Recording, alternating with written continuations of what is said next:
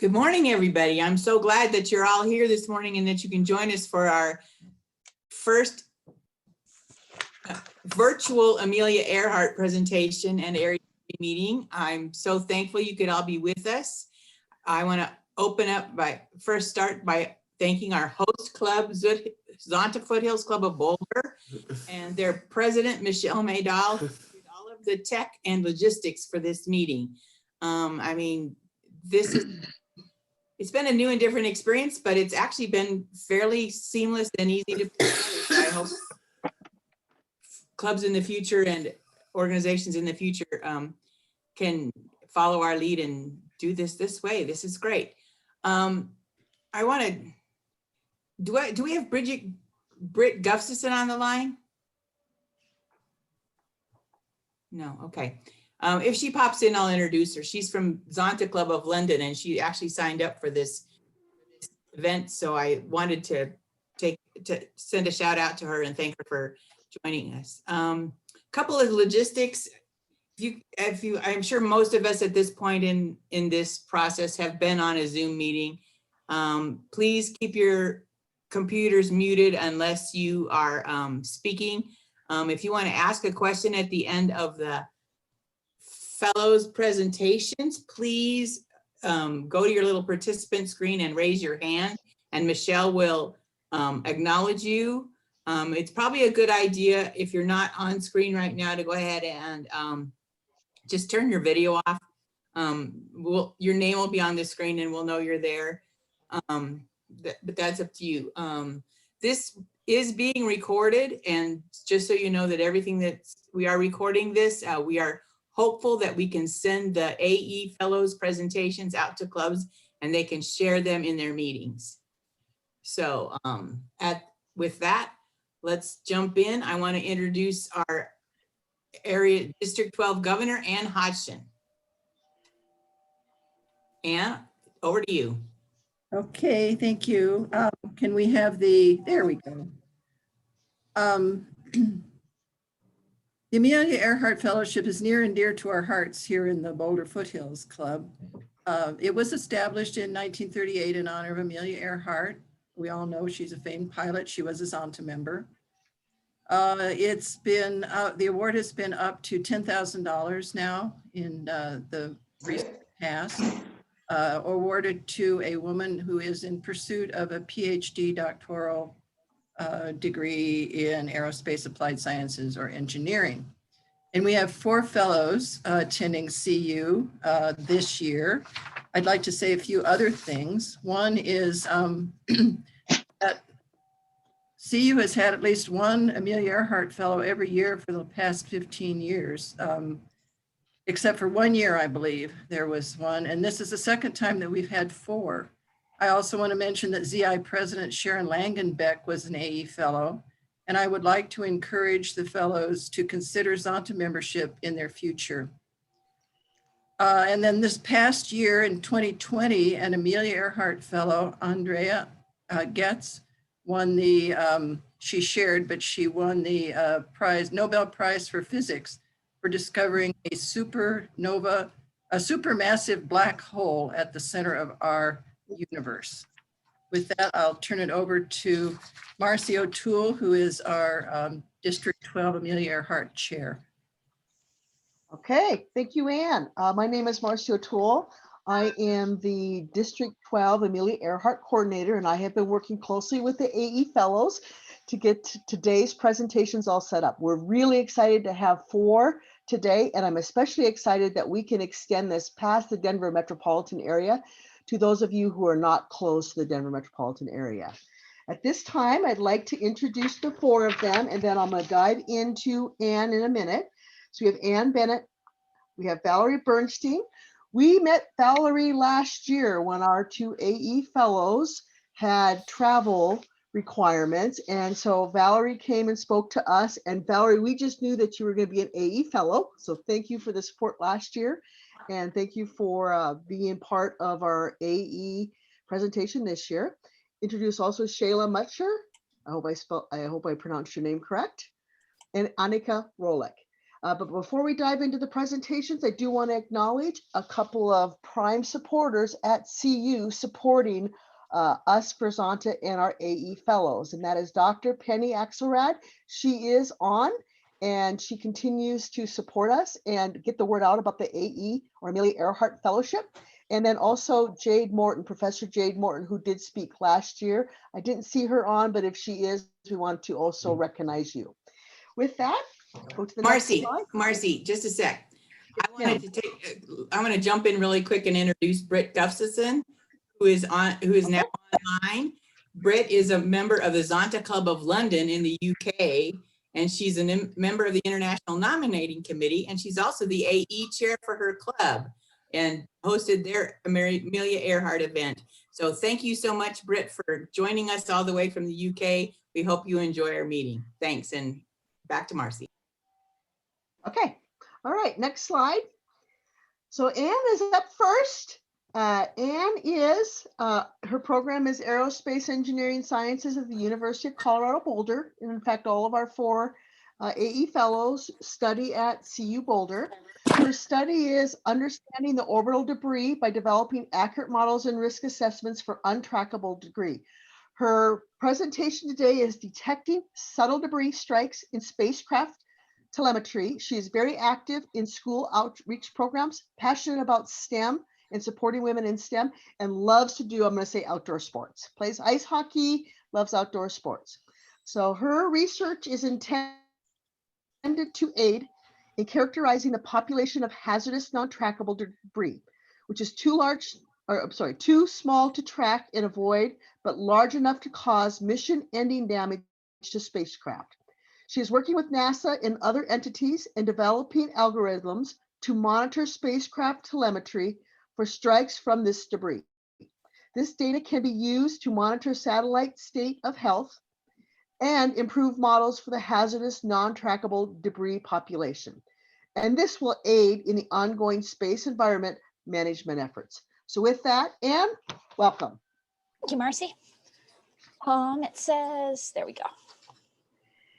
Let me get my presentation up real quick here. Alrighty. Are we good on sound and seeing my slide? All good? All right. So thank you very much, Marcy, and thank you everybody for having me. I'm very excited to be here today to talk to all of you about my research. So like Marcy said, my research is primarily in detecting subtle debris strikes in spacecraft telemetry. So first, a word about the hazardous non-trackable debris population. Essentially, anytime there's a fair bit of debris on orbit, and anytime you see like a news article or anything that says that there was a fragmentation event, they're going to say, 7 tracked pieces were created or 40 tracked pieces are created. But what they often don't mention is that in addition to those tracked pieces, there are also clouds of small debris that are generally produced by any fragmentation event. To kind of illustrate what that means, the Space Surveillance Network, which is run by the US Space Force, tracks down to about 10 centimeters in low Earth orbit, so that's satellites that are real close to Earth, but only down to about 70 centimeters in the geosynchronous Earth orbit, which is much further out, much harder to see, but that's where a lot of really valuable satellites are located. Relative to the total population of debris, a piece of debris as small as 2 millimeters or even a centimeter or so can cause mission-ending damage to the satellite. This first picture up here is a test that NASA did where they shot a 2 millimeter aluminum sphere at this pressurant tank, and as you can see, it pretty much exploded, so that would cause an issue. So with that mismatch in sizes between what can be tracked and therefore avoided and what debris might potentially damage a spacecraft, that means that less than 10% of the potentially hazardous debris is actively tracked. But not every impact is necessarily going to cause mission-ending damage to a satellite. When we have a sample return missions, like this is an image from the first set of Hubble Space Telescope solar arrays, it came down with hundreds, or other sample return missions have even shown thousands of impacts just after a few years on orbit. This is a picture of one, that second graphic down there. So we know that spacecraft on orbit are getting hit, and we know that there is a population of debris that is potentially hazardous. Another good example is the strike on a European spacecraft, which you can kind of see the damage there right next to the red arrow. Essentially, that just degraded the power a little bit, but the spacecraft was still able to continue its mission because the strike didn't cause any serious damage. On the other end of the spectrum, we do have a fair number of anomalies on spacecraft, especially the ones up in geo that we can't see real well, where they will abruptly lose a satellite. And maybe it's debris, maybe it's not debris. It's hard to tell because you just lost it. But that kind of illustrates the spectrum of effects that could potentially happen from a debris strike. So the way this problem is currently handled is through modeling the risks. So NASA has a bunch of different models which are used to, anytime you're developing a spacecraft, you're going to run an assessment and say, all right, what is my chance of getting hit by damaging orbital debris? What is my chance of getting mission-ending damage? What is my chance of getting catastrophic damage? And you try to keep those risks below a certain threshold. Like, say there's 1 in 100, you want to try to keep it to less than 1 in 100 chance of having a mission-ending strike from a piece of small debris. Which is, you know, it's working pretty well so far. The issue is that it's a little bit questionable how accurate these models and risk assessments are, essentially just because the debris environment is really hard to measure. So this final graph down at the bottom shows where that NASA model for the debris population takes its data from. Essentially, we have these sample return missions that we talked about, and then there's kind of a gap where there's not really any data returned. And then we've got these radars that look at the low Earth orbit, and then we've got the space surveillance network. So this green area represents the debris that is tracked. All this white space and all this other area is debris that is untracked, and the white space is debris that can't even be measured. So the NASA Engineering and Safety Center in 2017 ran an assessment to try to figure out like how close these models are to what we actually experience on orbit. And they took a bunch of systems that have been on orbit for a while, and they used the models to predict what they thought the risks were of anomalies. And then they looked at the risks that had actually occurred, or the anomalies that had actually occurred, and found a pretty significant mismatch between those two numbers, where the models were calling for a lot greater risks in LEO than were actually being experienced. And then of course in the GEO, we just really have no idea what's up there because we can't measure it. So the recommendation of the NESC report is to collect additional data to validate the models, one of many recommendations. So that is what my research is targeting. So essentially when a piece of debris hits a spacecraft, especially if it hits out here on a solar array, you can kind of see that it's going to cause a spin to that spacecraft. So it's going to hit out here on the solar array and it's going to cause the spacecraft to start to spin. On most spacecraft, they'll have some sort of attitude control system. This picture at the top here shows the reaction wheels. So basically the spacecraft is going to start to spin, and then these reaction wheels are going to be spun really fast in the opposite direction to kind of bring that spacecraft back to where it's supposed to point to. So my research is focused on developing techniques to identify the really minor subtle debris strikes in spacecraft telemetry, where when a strike hits a spacecraft, your telemetry is going to look something like this, where this shows your spacecraft rate, so how fast it's spinning, and you can see that the spacecraft is going to increase its spin rate and then sort of correct it and bring it back to where it's supposed to be. And as that happens because the wheels start spinning faster. So in doing that, it's going to have this overall net change to the angular momentum of the satellite. So I've been developing algorithms to look for both of these features and also other features in telemetry, so we can tell that a satellite got hit by a piece of debris. The reasons that we would want to do this are that essentially it makes it so that you can turn any active spacecraft into an in situ debris sensor. And then that has a couple side benefits. For one, you can monitor the spacecraft's state of health. If a debris strike happened that maybe didn't cause like huge damage immediately, but it damaged a little bit, you know, you can kind of be proactive about managing that situation. And then of course, if we get a huge body of data where we can, like the NASC report where they had a whole 7 perturbation events, then you can use that to kind of compare to the models and hopefully validate the models or potentially tune some of the uncertain parameters to improve our risk assessment methods. So these are a couple of the algorithms that I've been developing. So these two are looking at those two features that we saw on the previous page. So this first one is a digital signal processing technique, which is called a matched filters. There's a lot of methods actually implementing these, but just kind of conceptually what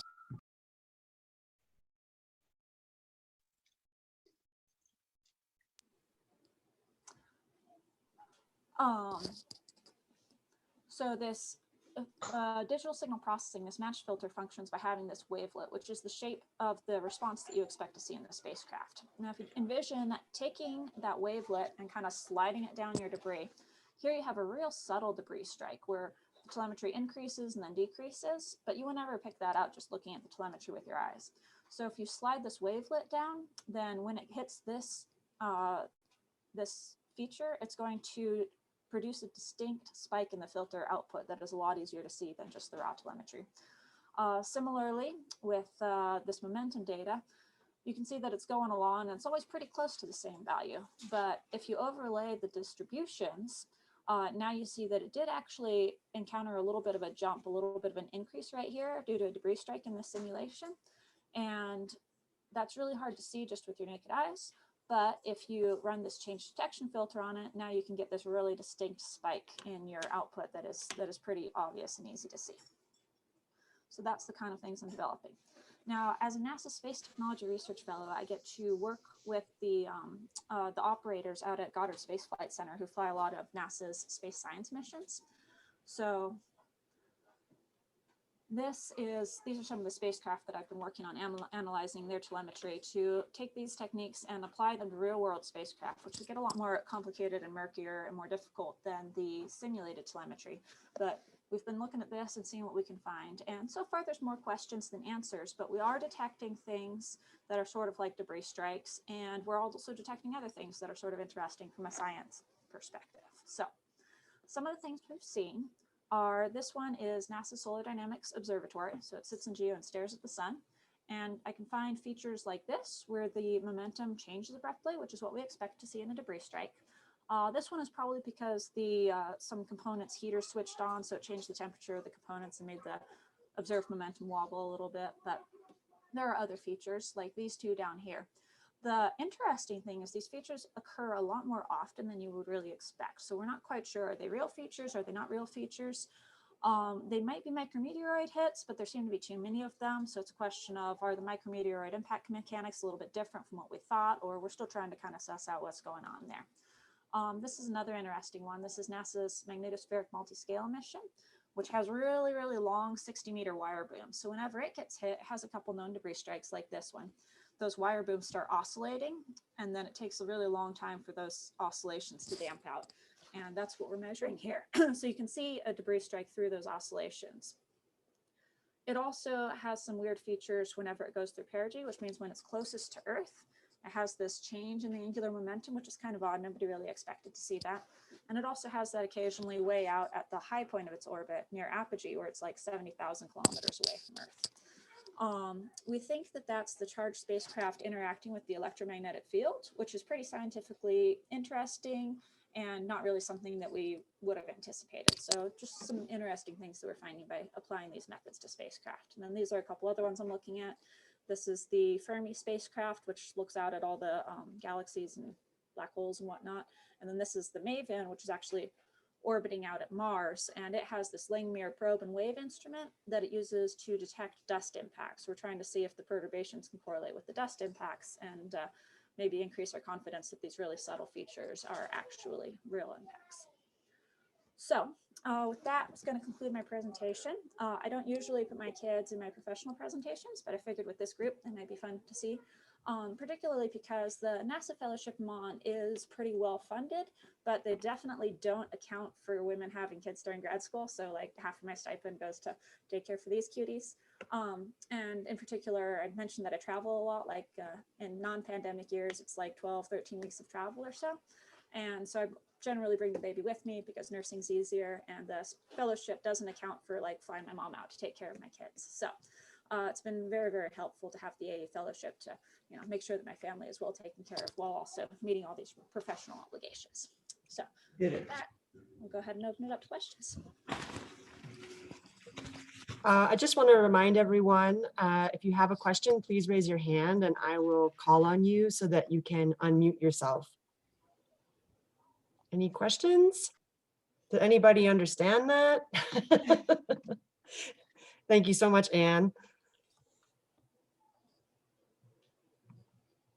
I think we have a question from Supriya, Samir, or Anna. Yes, I was just wondering, how did you come upon this as your research? So back in 2017, so I started the program in fall of 2017, and in the first part of 2017, I actually, my company that I was working for at the time funded me to go to this debris conference in Europe, where kind of one of the fathers of the entire debris research area, Don Kessler, gave a keynote address where he mentioned this NESC report that I had referred to, and mentioned the need for better means to characterize this hazardous non-trackable population. And then I kind of took that and was like, well, we can try digital signal processing, we can try other things, and ran with it. I was very fortunate to get the NASA fellowship to work on the real telemetry, because that makes it a much more fruitful area of research than just the simulation and modeling. But yeah, basically going to a conference and people talking about the issues that need to be solved. Thank you. Thank you. Thank you. Shupriyo has a question. Thanks so much for your work. I am curious to know whether and when debris strikes happen or other events happen, whether the data that we're receiving from the satellites are affected, and how you correct or how we correct for that. Right, so it depends on the magnitude of the debris strike. So if you have like a really bad debris strike where it does significant damage to the components, then yeah, you might not get the data back, and then it's just kind of a mystery what happened to the satellite. But the thing that I'm more researching is the subtle debris strikes that may not otherwise have been detected. So kind of the state of the industry is, if you have an anomaly in spacecraft performance, then you do a failure review board and you look at everything and you try to figure out what's going on. And that's when we can pick out, oh, a debris strike happened. But in the absence of anything on the spacecraft really breaking, the data is kind of going to waste, where you can get a lot of information about what your local debris environment is by looking at this type of stuff, but nobody really does. There's a couple operators that do kind of a easy, just look at the raw momentum, but that will only pick out the really big debris strikes. The thing that my research is doing that's different from what anybody else is doing is kind of using these processing algorithms to try to look for the more subtle debris strikes, because if we can detect those, then we can just get so much more information about what's going on than just the really obvious debris strikes that might like damage a component. Thanks so much.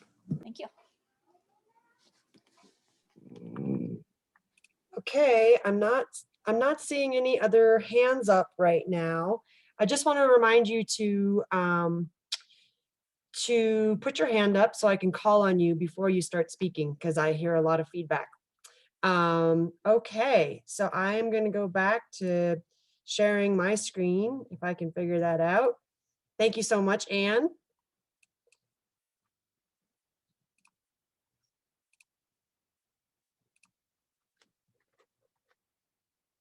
Okay.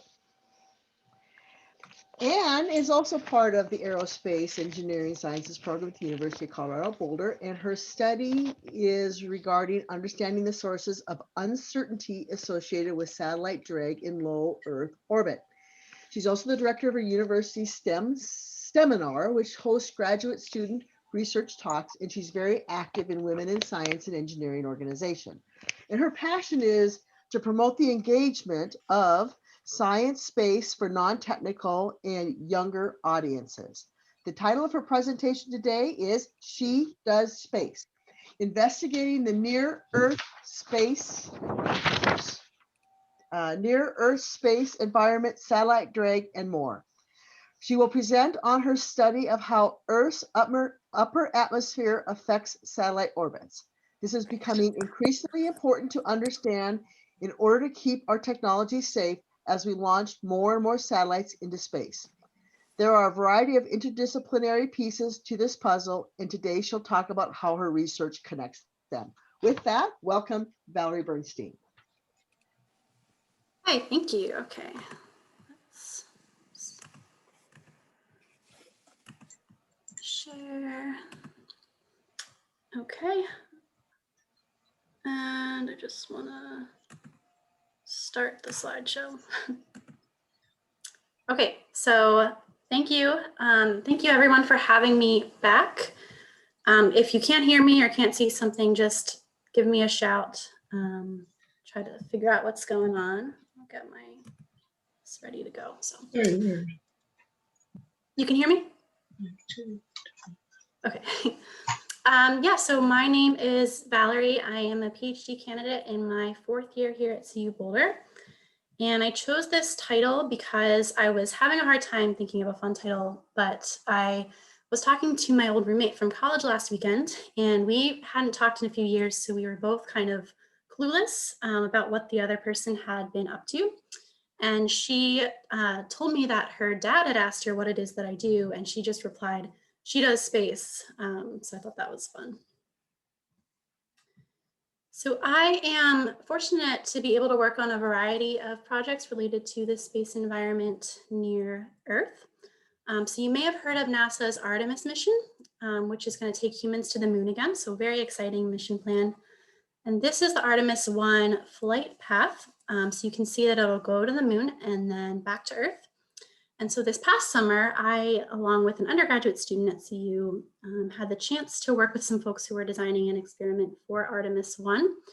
And the experiment is to send a collection of yeast with Artemis 1 to the moon and study the effect of solar radiation on the yeast DNA.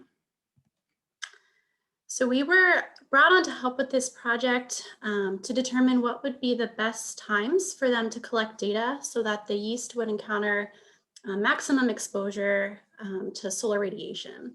So this involved figuring out when the experiment, which is going to be orbiting the moon, and the moon orbits the Earth. So when it becomes outside of this purple region here, which marks the magnetic force field. So this is really a protective barrier for Earth. It protects us from all of the solar energetic particles that are constantly coming from the sun and forming this fast solar wind. So we wanted to make sure that the experiment would be fully exposed to the solar wind at data collection times. And another fun thing that came out of this project is that my advisor and I put together a presentation on this work for a big national conference in geophysics. And it was for a science communication session where you could only use the 1,000 most common English words to describe your science. So we made a little video where, instead of orbit, we had to say things like path around the Earth. Astronaut DNA became insides of a space person. And then things like force field for magnetosphere, so stuff like that. But anyway, I just wanted to give a little shout out to that project because it was cool to be involved in a really small way with Artemis. But moving on to my PhD research, I try to understand how Earth's atmosphere exerts forces on satellites and can change their orbits. So knowing where satellites are and being able to predict where they're going to be is really important. This is really along the lines of what Anne introduced in her last presentation. It's because near Earth space is getting crowded. So we're sending an increasingly large number of satellites into space, especially with the rise in popularity of big constellations of communication satellites from major tech companies like SpaceX. So in addition to satellites, space is also filled with smaller debris. So the description on the top right corner of this animation is the size of the objects that are being shown in the visual. So as we get smaller in size, the more debris objects there are. And these can include things like fragmentations from satellite collisions or erosion, really any number of byproducts like that. And these things are kind of stuck in orbit and they create these debris clouds which pose collision risks to satellites. So even a tiny debris fragment, like Anne was talking about, can cause detrimental damage to a satellite if they collide because of how fast things move in space. So long story short, we want to make sure we're able to accurately predict where a satellite is going to be to avoid satellite collisions. So I've kind of broken down my research puzzle here into 3 parts. We've got aeronomy, which is looking at the science of Earth's upper atmosphere. So that can include study of things like atmospheric dynamics and composition. And then surface science. So that is the chemistry and physics that can happen at a surface. And then astrodynamics. So studying how satellites orbit around Earth. So I look at what's going on in Earth's upper atmosphere. How does stuff in the atmosphere interact with satellites, and how does this affect satellite paths? And the surface science component is really where my research questions are and where there are a lot of unknowns. So aeronomy. So I use computer models of Earth's global atmosphere to try to characterize atmospheric conditions. So these are expansive models that use both data from satellites in space and physical equations to try to predict how the atmosphere behaves and changes. So what's important to me are things like, what does the composition look like? How much oxygen is there? How much helium? What is the total density? What's the temperature? These are important quantities to know because they determine the environment that we're going to be putting satellites through. So you can kind of think of this like if you're driving a car and you want to know what the conditions are going to be like. You want to know if it's going to be snowing or if it's dark or foggy, because these conditions might impact your route or how fast you can drive, things like that. So then I try to determine how atmospheric particles interact with satellite surfaces and orbits. So when I say interactions, I mean things like what happens when an atmospheric particle hits the surface. So does it bounce off immediately? Does it stick to the surface for some amount of time? Does it bounce off in a random direction or not? Because these are all scenarios that are physically realistic, but finding out which is best for satellites orbiting in space is a challenge. So I modify existing models and try to create new ones for these kinds of interactions. You might ask, why do we care how particles in the atmosphere interact with satellite surfaces? And it's because this can change how much force the atmosphere is using to push back on the orbiting satellite. And this is really kind of the crux of the matter, because that resistance force is what can change and perturb satellite orbits, which is what I'm showing in my cartoon here. So more force from the atmosphere pushing on the satellite means that the satellite orbit is going to gradually drop in height because the satellite is coming up against more resistance. And to think about how this change in orbital path can be dangerous for satellites, we can relate this to a scenario where you've got two cars driving on two roads that are right next to each other. And if one of those roads were to unexpectedly shift, that would be a serious problem for those two vehicles, which now have a chance of colliding. And then this feeds directly into the third piece of the research puzzle, astrodynamics. So I use satellite data and models to get satellite orbits. And in this visual, I included a picture of one of the actual satellites that I study in my research. So I drew these arrows in a kind of particular way because my research is kind of this interdisciplinary cycle. So I start with some aeronomy models, and I plug the aeronomy values that I need into the surface science models. And then I compute a satellite's orbit using data and models. And I look at how the orbit changes. I couple in the effect of the surface science, and I try to back out information about the aeronomy. So how dense was the orbital environment? And I do this for a bunch of satellites in the same orbital environment. And I compare all of the aeronomy values that I'm pulling out, and I try to find the best surface science scenario to plug into this process to make my aeronomy comparisons match. So to summarize all of that that's going on, my research methods and algorithms try to infer the right surface science from satellite observations. So that is the end of my talk. I just want to say thank you again for having me. I'm really happy to be here, and I'm really supportive of the mission of this group. So thanks, and I'll take questions. Okay, thank you so much, Valerie. I'm looking to see if anybody has their hand raised. So if you have a question, put your hand up, please. It's a lot of people to look for hands. Okay, Shiprio has a question. Go ahead. Yet another question. Thanks so much for your presentation. I'm curious to know specifically what models you use for the predictive algorithms. I would assume Bayesian, but I have no idea. So So And I use models, I guess, in all three of these components. Are you thinking of the orbit determination models?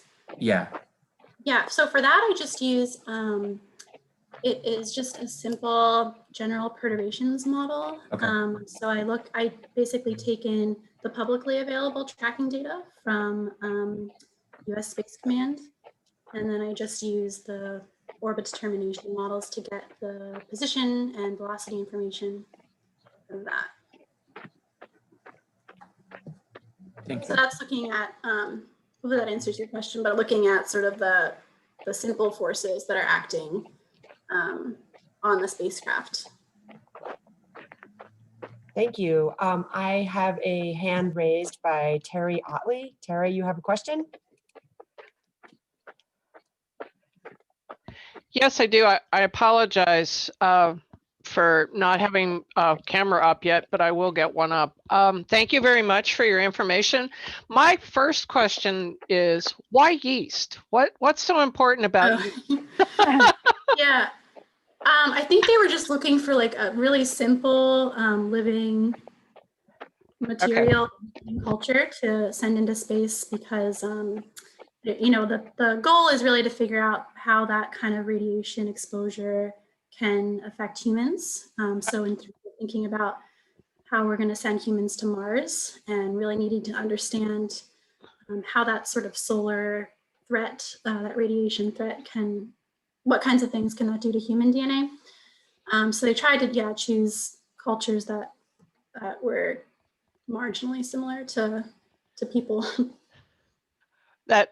And my second part of my question is, maybe they're just going to brew beer and they need yeast? Yeah. Maybe, yeah. Guess I'll have to figure out, I'll ask them. Okay. I'd be real curious. And I mean, I understand the purpose of yeast and a lot of things, but I wasn't sure what they would possibly get from that, how they would extrapolate that information. So thank you for your answer. Any other questions? Don't be shy. Well, I'm not seeing any other hands going up. So Valerie, thank you so much for being here Sure. today. And congratulations to you and good luck with your research. Thank you. Thanks again.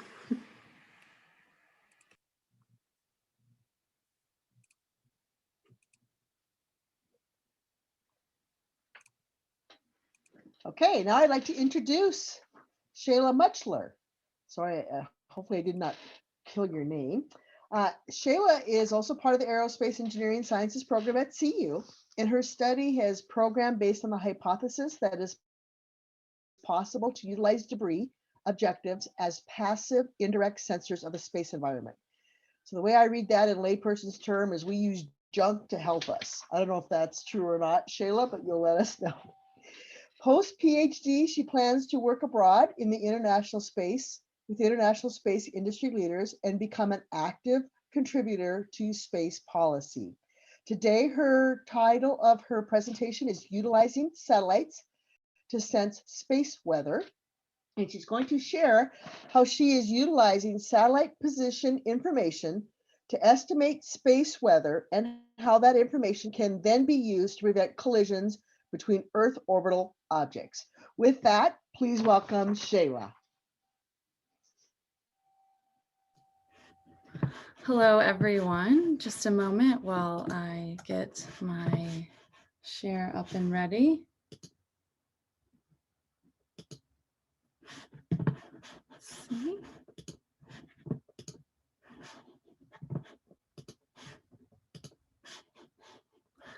Okay.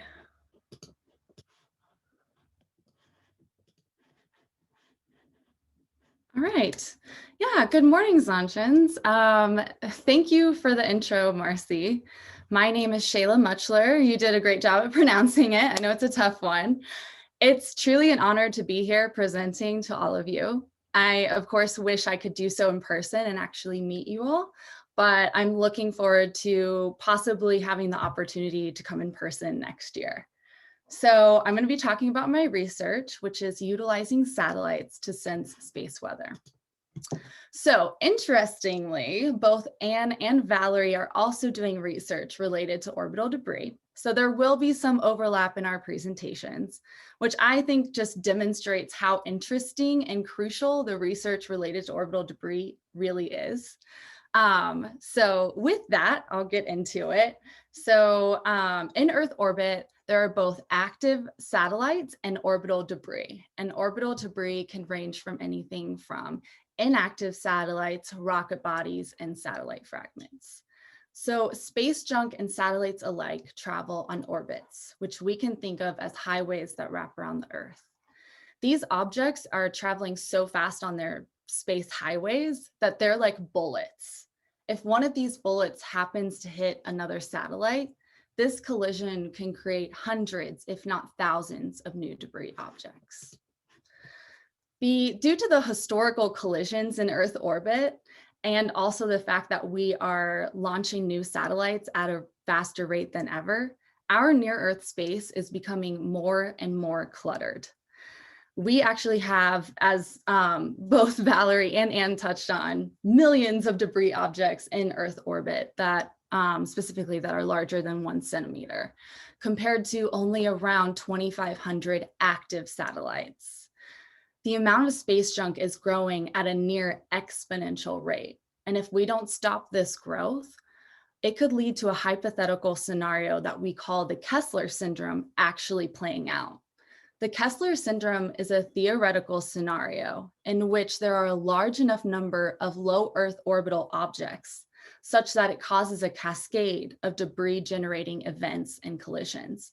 So this means that one collision occurs and then a debris object or two or more from that specific collision then goes on to cause another collision and causes debris objects, and then so on and so forth in a cascading pattern.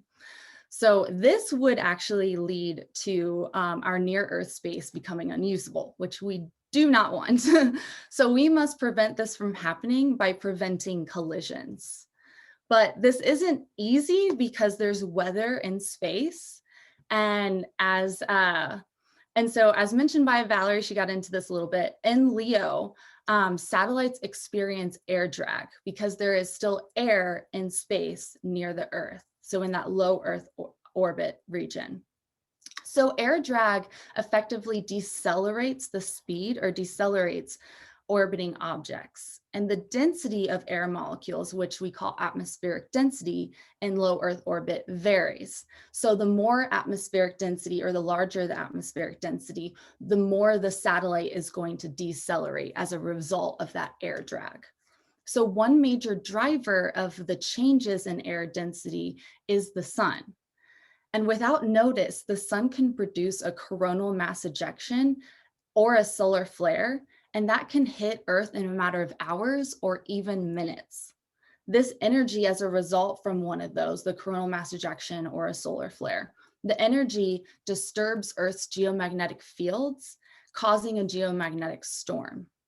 The Earth's atmosphere expands as a result, causing higher levels of air density to reach Leo. So, in order to prevent collisions in space, we must accurately predict when collisions will occur so that the satellite can be maneuvered out of harm's way. Satellite and space junk trajectories both are perturbed by atmospheric drag. Currently, in space operations, we don't have a real effective way to observe and model fluctuations in atmospheric density. So this is where my research steps in. I am developing an algorithm that uses satellite position information to estimate and model atmospheric density. The benefit of my research is more accurate predictions of both satellite and orbital debris trajectories, so that we can have improved collision detection and prevention. So what do I mean by this? Well, you know how you're driving along and Google Maps alerts you that there's traffic ahead? It knows that there is traffic from the information it is gathering from each car individually. When several cars start to slow down on the same stretch of highway, Google Maps uses its algorithm to identify this as traffic. My vision is to do something similar in space with satellites to identify and quantify space weather, more specifically atmospheric density in low Earth orbit. When a geomagnetic storm occurs, atmospheric density increases and causes satellites to decelerate. We can identify their change in speed using information from the satellite's onboard GPS receivers. So I am developing an algorithm that utilizes satellite GPS position information to estimate parameters of the space environment that can be used to more accurately model atmospheric density. So here's a closer look at what I mean by that. I'm developing this algorithm called Soleil Tool, and I named it Soleil Tool to emphasize the focus on the sun-driven nature of the near-Earth space environment. So the first part of my tool estimates how much the satellite is decelerating from air drag. So the acceleration due to drag is always negative because it's always causing the satellite to slow down, to decelerate. The amount it is being decelerated, which we can see in this equation that I have here, is a function of several things. One of them is the atmospheric density, which I have pointed out in blue. Another is the physical characteristics of the satellite, like its mass and area.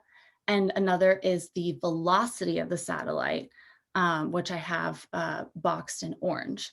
So when I say the physical characteristics of a satellite, what I mean is if the object is, for example, heavy and round, it is going to move through air faster, just like if I dropped it here on Earth, it would move faster than if I had a piece of paper, and I don't have a piece of paper, but if I had a piece of paper and I dropped it, it has more area and it's a lot lighter. So it's going to move, it's going to be affected by air drag even more. So that's why we have those physical characteristics in that equation.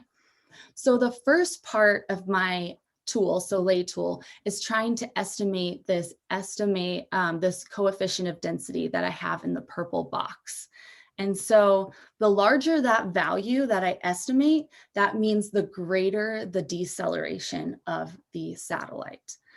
And the second part of my tool, I determine what combination of model input parameters would cause the satellite to decelerate the amount that I estimated in the first part. So the greater the deceleration of the object, that means the higher the atmospheric density, and also the more extreme the geomagnetic storm, which leads to larger model input parameters. And these input parameters are called KP and F10.7. So here's a visualization of Soleil Tool, the algorithm I'm developing. So in the first part, in the green, we have using the satellite position information as measurements to estimate that density coefficient. In the second part in the purple box, I'm then using that estimated density coefficient from part 1 as measurements to estimate KP and F10.7. These estimated KP and F10.7 parameters can then be used as input to a space weather model called TIGCM, to obtain near real-time estimates and predictions of atmospheric density. These density estimates can then be used to obtain more accurate predictions of both satellite and space-junk trajectories. So overall, my research utilizes satellite position information to improve near real-time atmospheric density estimates and predictions. This improvement in atmospheric density modeling will expand our understanding of space weather and prevent unnecessary collisions, while helping guarantee our near-Earth space remains usable for generations to come.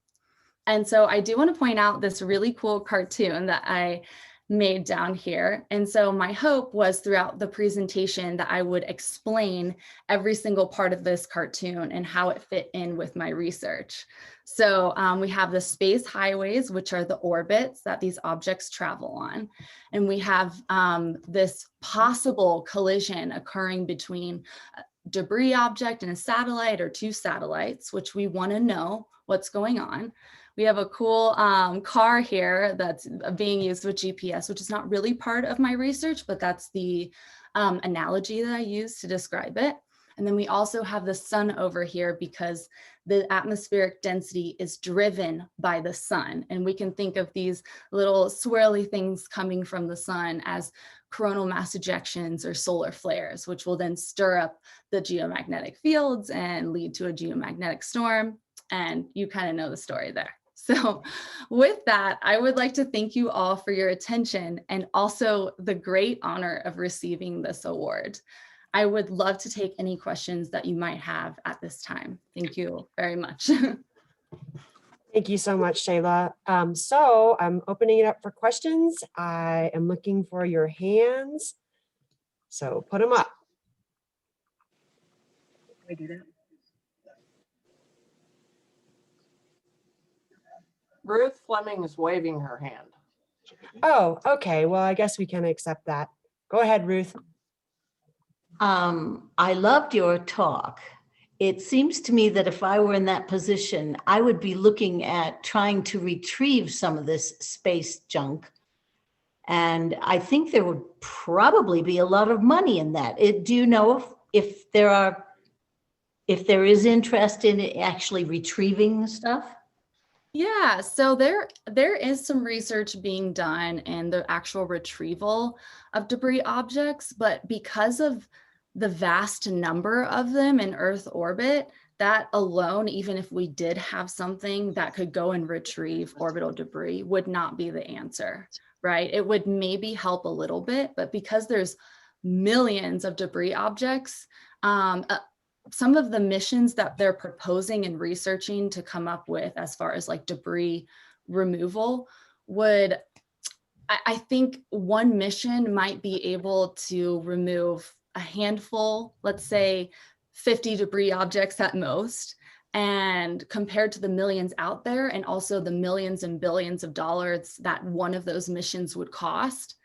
Yes, it's definitely something that's being looked into, but it's not the answer right now. So we're trying to do what we can with the situation that we have created for ourselves because of what we've done historically.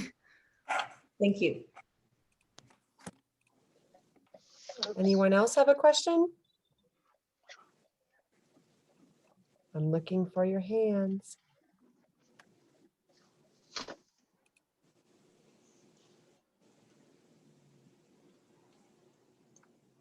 Okay, I don't see any other questions. So again, Shayla, thank you so much for joining us today. Your presentation was fascinating. All of you are doing incredibly important work, and I want to say congratulations to you. Thank you so much.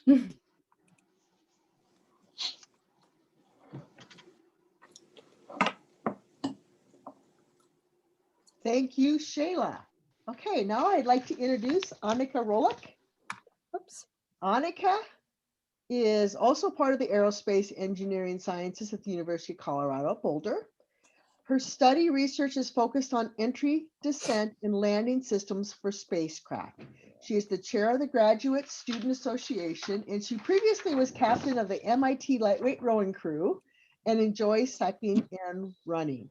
The title of her presentation today is Guiding Principles for the Intelligent Implementation of Smart Technologies in Space Habitats. Her presentation will cover space habitat design and how we are changing the design process to incorporate AI to allow for highly autonomous, self-reliant habitats for the next generation exploration. And with that, please welcome Annika. Thank you so much. Let me just pull up my presentation and then screen share.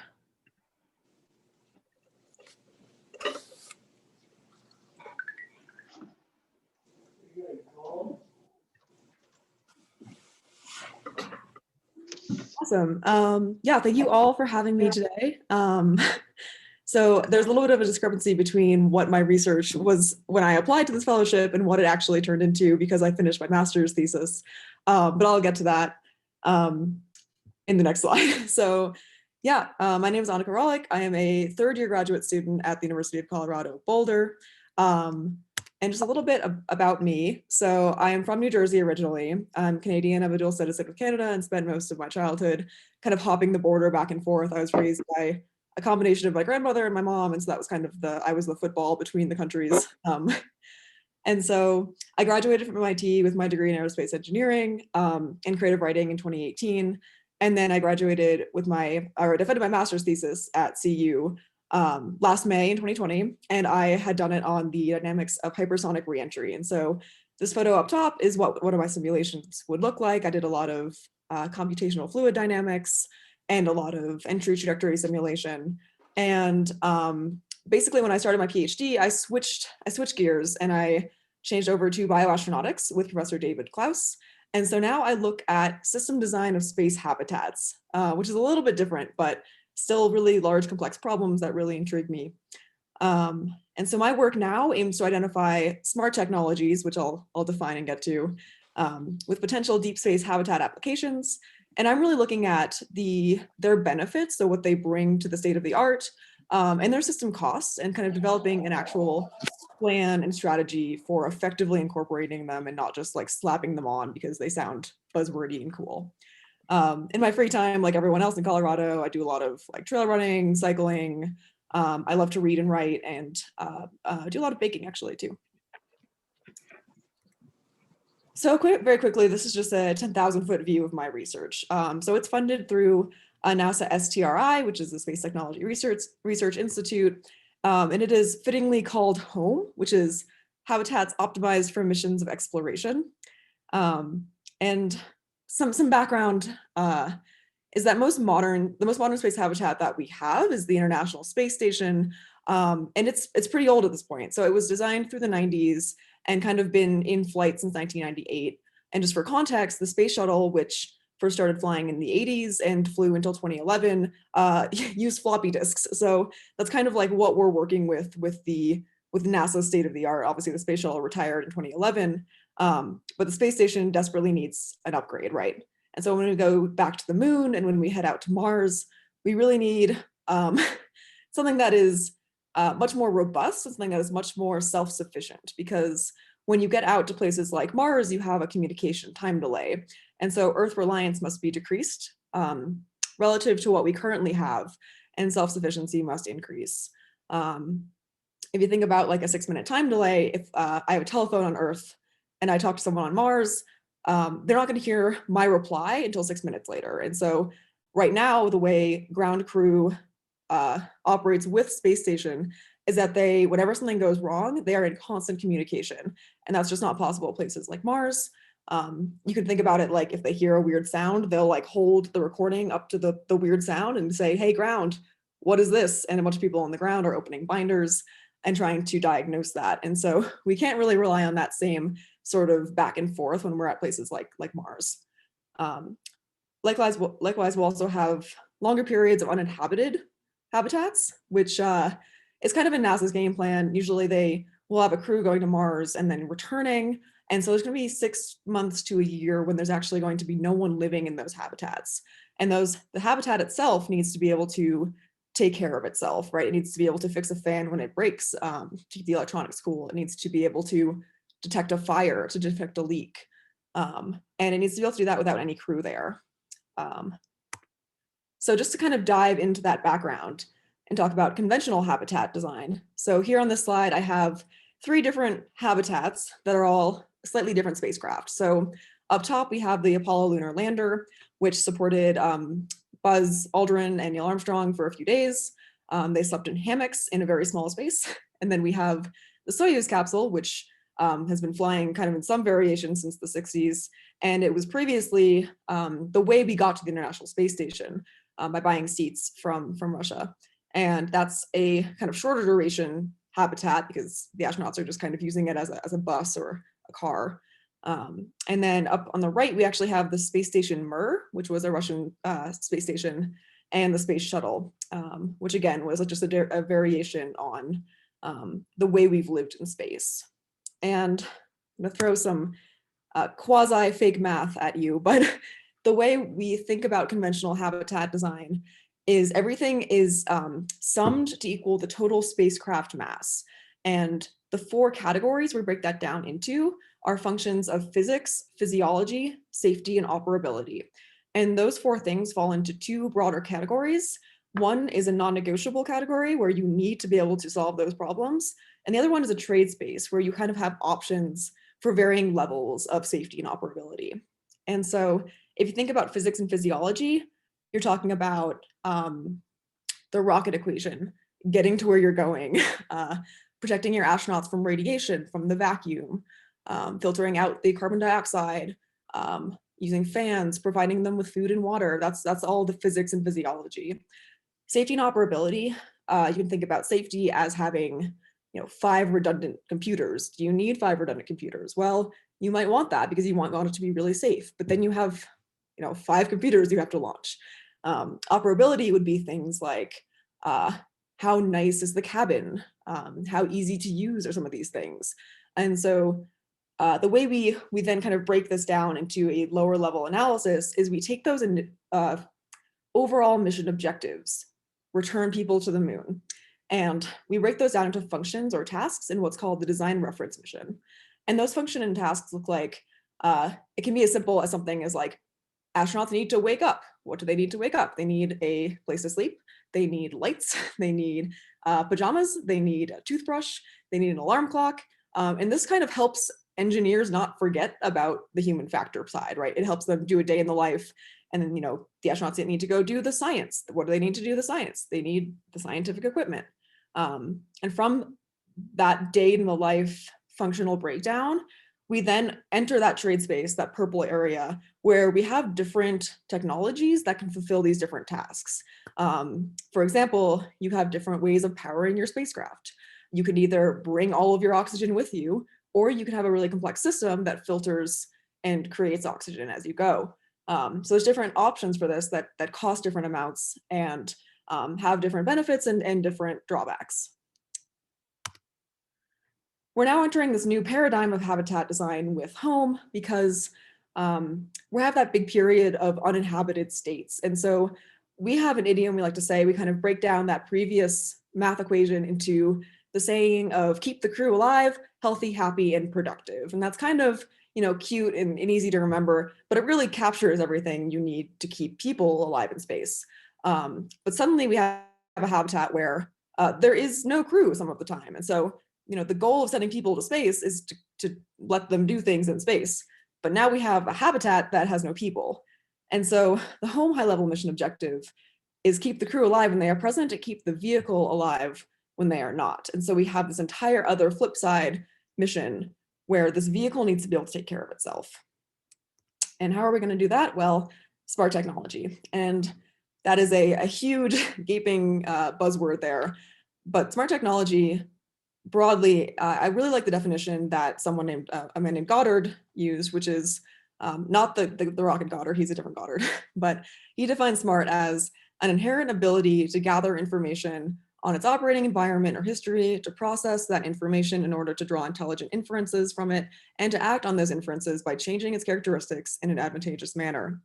And examples of this in kind of modern day context would be things like machine learning, deep learning neural nets, any sort of AI that can adapt and learn from data sets, anything that enables that data collection. So think about sensors, mobile sensors are a big one, wearables, things like smartwatches, let you know kind of how astronauts are performing and whether or not they're under recovering, if their heart rate's too high, robotics to actually carry out that those actions to keep that spacecraft alive.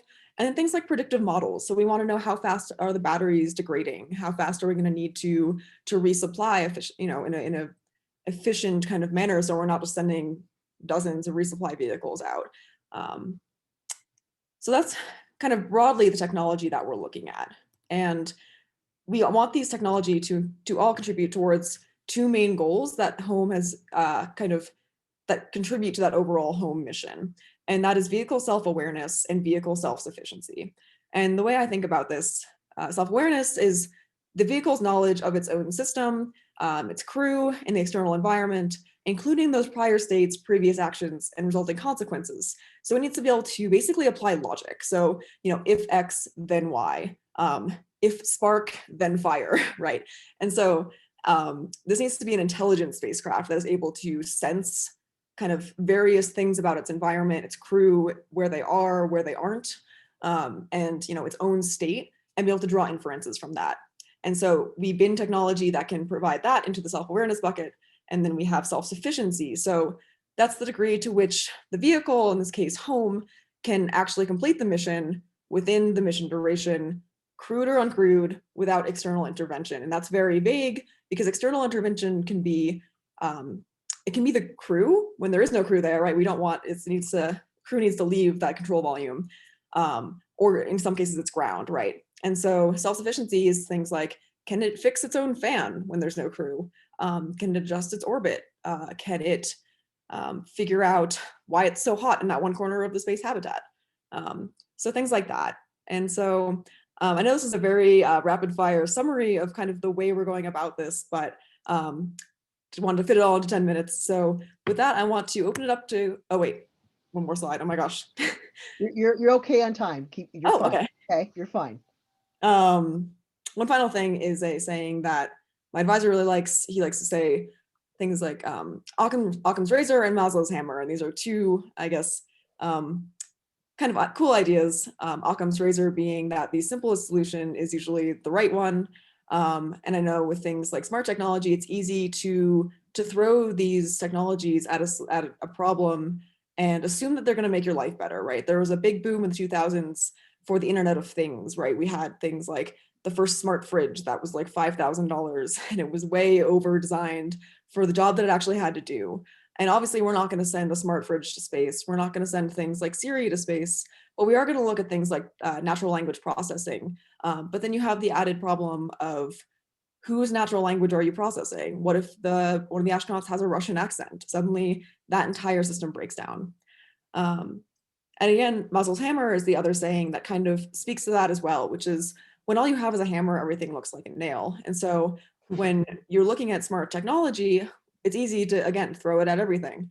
And we can't just do that because it's more advanced. And we also can't assume that because it is AI, because it is the state of the art, that it's inherently better than what we've currently been using. And at the end of the day, with what we see with things like a lot of machine learning algorithms kind of in the news now and things like that, is that it's a human designing a system. And at the end of the day, humans are prone to error, and it's only as good as the designers and what they could foresee when they design those systems. And so we need to think about all of those things before we just kind of sprinkle in these high performing technologies into space, especially when you need that kind of that robustness and that guaranteed performance.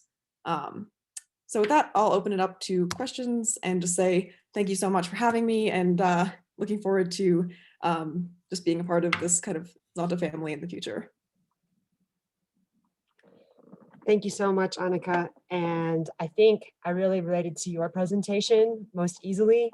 It's making me want to go back and watch that movie, I forget what it's called, with Matt Damon, where he is stuck on Mars, I think, and has to make everything work. And so I might have to go look that up again. But yeah, it's a little bit scary to think about being out there alone by yourself and having computers running everything, and hopefully everything is working okay. Does anybody have any questions? Let me see if I have any hands up. Got this.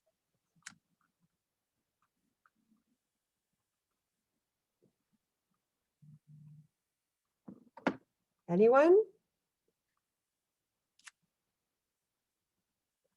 Well, Marcy's giving us clapping hands. I don't see any questions, but I want to say congratulations to you as well. Thank you so much for being here today.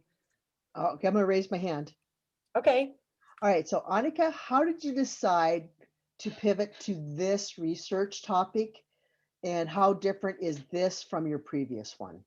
Yeah, so there's a few reasons. One being that my previous advisor left for JPL at NASA.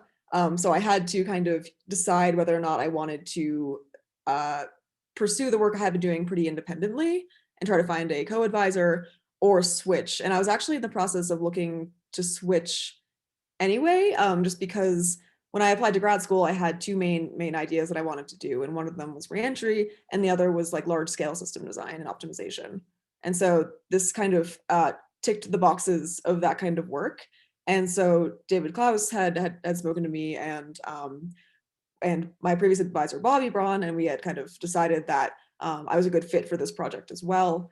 And I think when I was doing my master's, I realized that when you're running simulations that take 4 to 5 days to a week, it can get pretty exhausting and frustrating. And so I knew I did not want to do CFD kind of like for the rest of my life or pigeonhole myself into doing a PhD in that, just because I don't think I enjoyed it as much as I thought I would, even though it was a great experience to have for my master's degree. And so this has been a really nice pivot towards broader thinking, and also just being able to work with a really big team, because there's 7 universities involved with this project. And so we work with industry partners and NASA and Blue Origin, and then those 7 universities.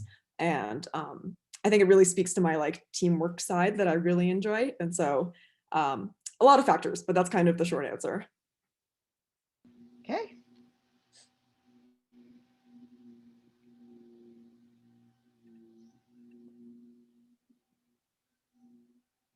Okay, Michelle, you want to take it away? See if there's any other questions, then we'll move on to the award ceremony. Okay, well, she's pulling up our award ceremony. We are going to do a virtual award ceremony. Normally what we do with the award ceremony is have you all get up, we bring our governor up, and I, as the AE coordinator, along with the Area 3 Director, Deb, and our governor, and usually give you your certificates and your pins in person, and we get to take a whole bunch of pictures. Well, today we're going to do a virtual award ceremony, and next slide, we're going to present each of you your virtual certificate along with your virtual pin.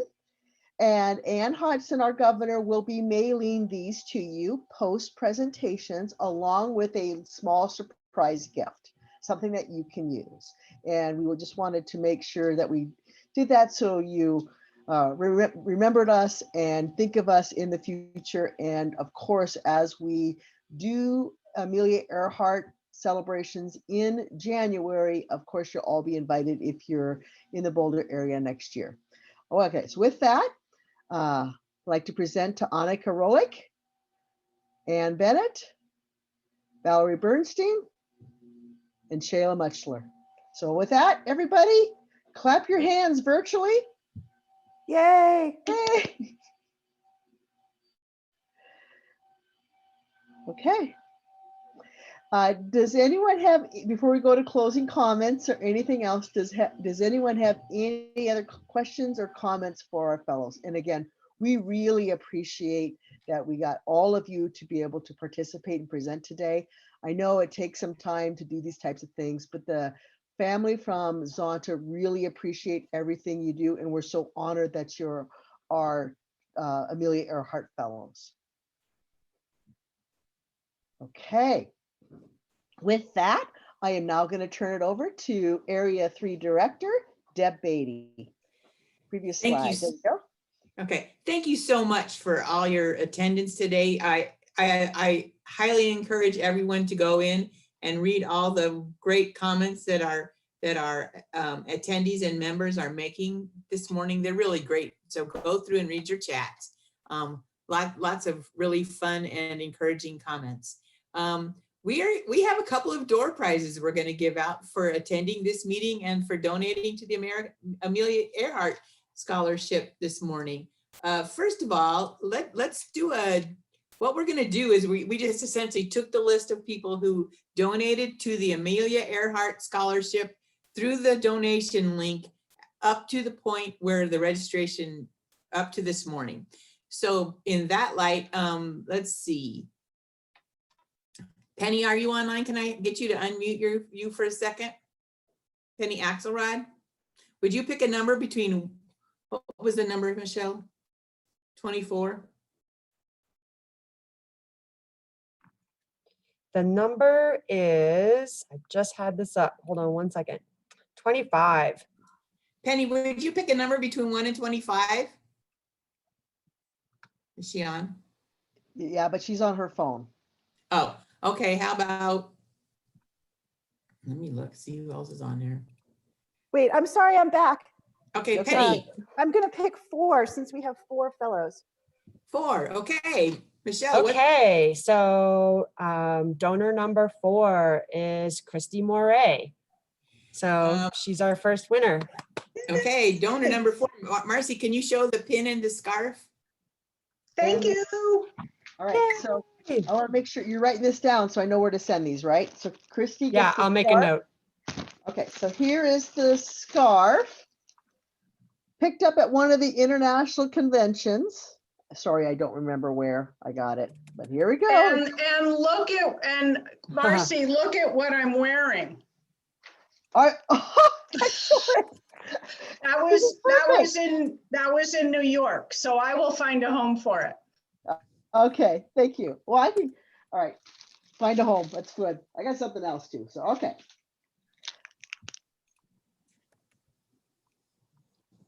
Okay. Okay. Okay, the next door prize is for just attending today's conference. So let's see, Governor Ann, will you pick a number between 1 and 71?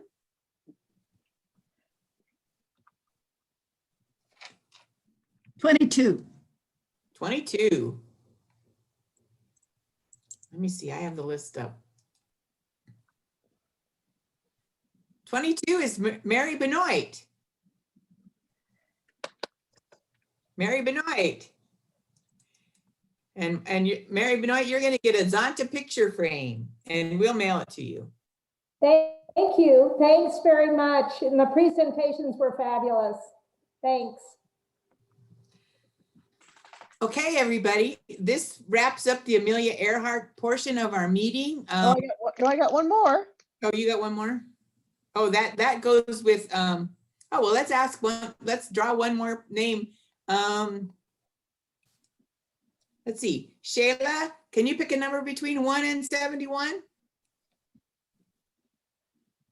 Yes, let's go with 50. Okay. 50 is Denise Luckhurst. She's not here, so pick a different number. 33. 33, Ann Hodgson, the governor. Okay. All right. Okay, well, again, thank you so much for everybody's attendance at the Amelia Earhart portion of our meeting. We're going to take about a 10-minute break and reconvene at 10:30. So we will see you all at 10:30. And again, Okay, so thank you AE to the fellows, fellows. yeah, AE fellows and Penny and Jade, you're welcome to stay, but we're going to take a 10-minute break and we're going to proceed into our Area 3 portion of the meeting. Again, thank you very much for attending, and I look forward to talking to you in the future. Thank you so much for inviting us and for hosting the AE Fellows, and also just for the generosity of this club, in particular for the Amelia Earhart, is just amazing. So thank you so much. Thank you. Thank Yes, you. thanks all of you. I'm leaving. I'm not part of Area 3. Oh, you can. Thanks, Anna. Thanks for everyone who joined us who is not part of Area 3. It was really nice to see you and to have you here. And you're all welcome to stay if you want. It was wonderful though. Thanks.